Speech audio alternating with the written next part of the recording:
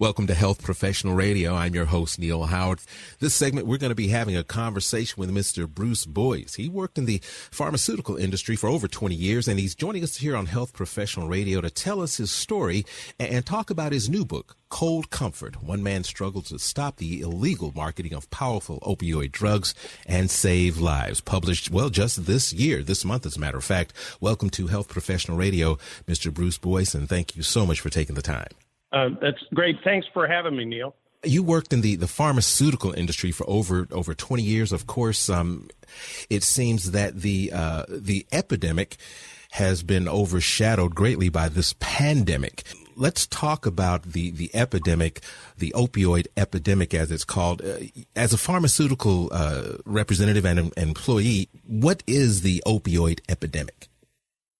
The opioid epidemic is really the use of, for example, fentanyl. It's started off as a prescription product used only in the hospital for cancer patients that were terminally ill. And once the pharmaceutical manufacturers promoted opioids off-label, meaning that the pharmaceutical company actually promoted the drug outside of its original intended indications by the FDA, that those type of strong narcotics got out into the open market, into the public view, where you had patients becoming addicted. And that's how the opioid epidemic actually started.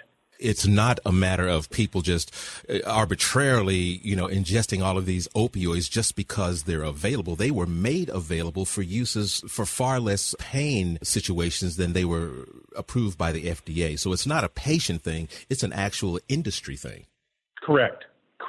Being in that industry, it's my understanding that you saw some things that disturbed you greatly, basically with fentanyl. Let's talk about that. What occurred was that I was an area manager for the company at the time, and that we were doing pretty well with the three products we were promoting: Gabotril, Provigil, and Actique. And Actique is the fentanyl product. What happened was that we were doing well on label, and the company was a lot of fun. I loved the job, and then I noticed that some of the area managers were telling their reps how to promote off-label and to promote those three products for indications that weren't approved by the FDA. Mm-hmm. And that bothered me greatly, especially with the fentanyl product, Actique, because I was worried that not just harm to some patients, but could cause death to some patients, an overdose. Some of these patients were having lower back pain, some of, I guess, maybe dental pain, some of the things that ibuprofen may be prescribed for. Am I correct? Yeah, you're correct, Neil. The Actique product, and most people don't realize how potent the fentanyl is. It's 100 times more potent than morphine. So when you had a cancer patient that was terminally ill, that had breakthrough cancer pain, and the morphine wasn't working anymore for that to relieve the pain for the patient, they would go to fentanyl, which was a step up product, really. And this is the product that they decided they were going to start promoting it to family practice and general practitioners for low back pain and also migraine patients. You said the company was doing good, the job was fun. If it was doing so well following the law, then why break the law? What types of incentives did you discover were being offered on both the physician, the caregiver side, and the sales side? What happens with this is, Neil, is that you have the online indications for the products that I mentioned, and so let's say Provigil, you wind up it was indicated for excessive daytime sleepiness associated with narcolepsy. When you saturate that market and you take the first year and you got 80% of the market, where are you going to go? What are you going to do in the second year with that product? What you do is that you go off label to MS fatigue. And that's what occurred with all three products. It was really 24/7 off-label promotion by the company all the time. And with Actique, they went from the breakthrough cancer pain to low back pain to migraine patients and on and on and on. And that's how they expanded the market. So you create a $1 billion product is what you do. Follow the money. That's exactly right. It was just basic greed. Did you have an inkling of the risk that you were taking when you decide to follow your own moral compass? No, not at all, Neil. I actually decided early on, around 2000, that I just could not follow the company and what they were doing. At first, I thought it was an area manager, like I said, that was just going rogue and being able to make a lot of money. And what I was trying to do was just trying to protect my job and hopefully keep the company out of hot water with the FDA.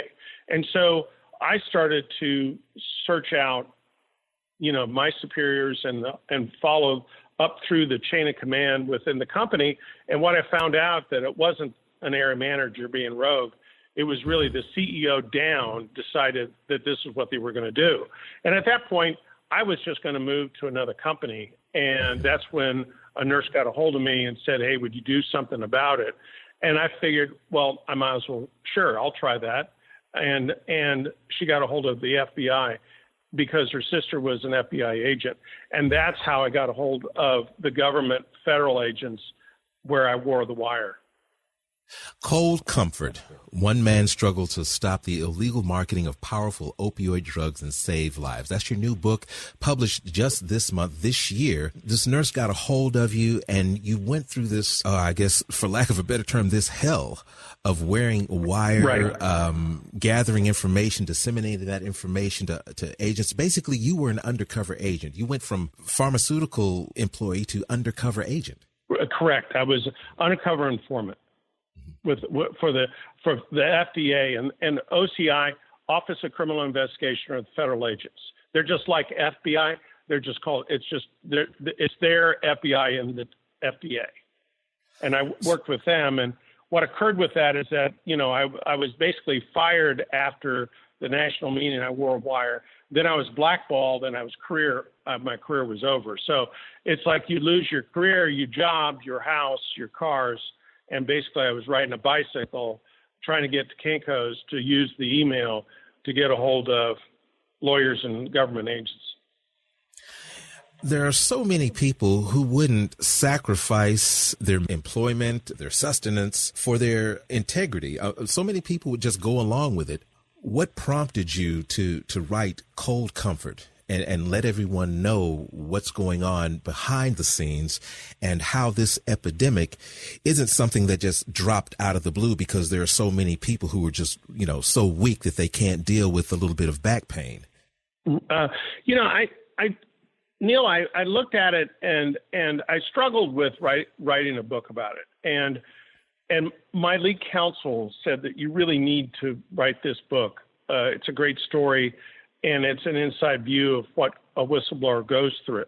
Mm-hmm. And so what I did is that I sat down to write it for those reasons, to give people a peek of what actually happens as you're a whistleblower. And I wasn't really set out to be a whistleblower. I just was going to be a government informant to help the government straighten out the mess and stop the company from the off-label activity, and got pulled into being a whistleblower. And then the other part of it is that, it helps to give a view of what and how dangerous fentanyl is and the opioid crisis that we have in America and how that affects not just, you have overdoses. Well, you have families that lose loved ones. Mm-hmm. And there's also collateral damage where maybe somebody doesn't overdose, but they lose their career or they Absolutely. Have drug issues and organ failure based on the use of excessive opioids. There's all kinds, Neil, there's all kinds of other issues in a collateral damage. And so that's what spurred me to, write the book, Cold Comfort.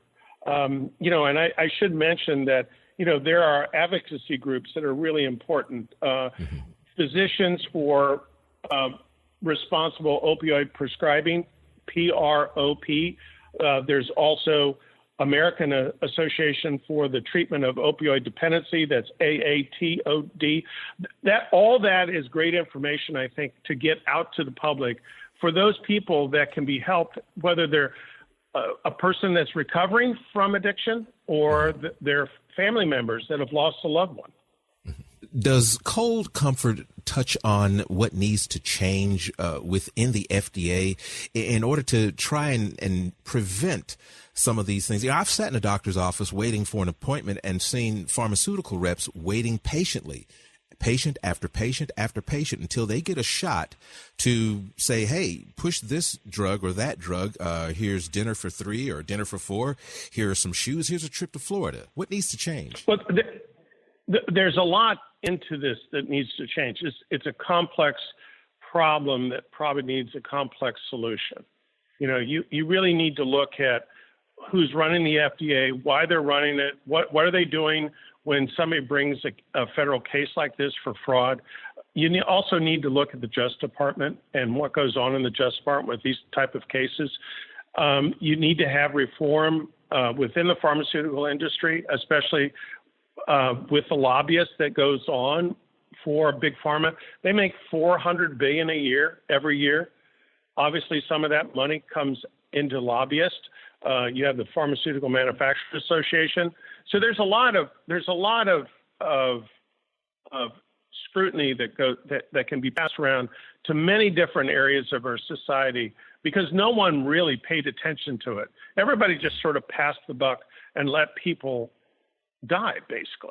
Bruce, it's been a pleasure speaking with you this morning here on Health Professional Radio. Give our listeners a website where we can learn more about you, about your career, and about this opioid epidemic. Sure. It's bruceboyce.com, and last name spelled Boise. You've been listening to Health Professional Radio. I'm your host, Neil Howard, in conversation with Mr. Bruce Boyce. Audio copies of this program are available at hpr.fm and healthprofessionalradio.com.au. You can also subscribe to the podcast on iTunes. Listen in, download at SoundCloud, and be sure and subscribe to our YouTube channel at youtube.com, Health Professional Radio.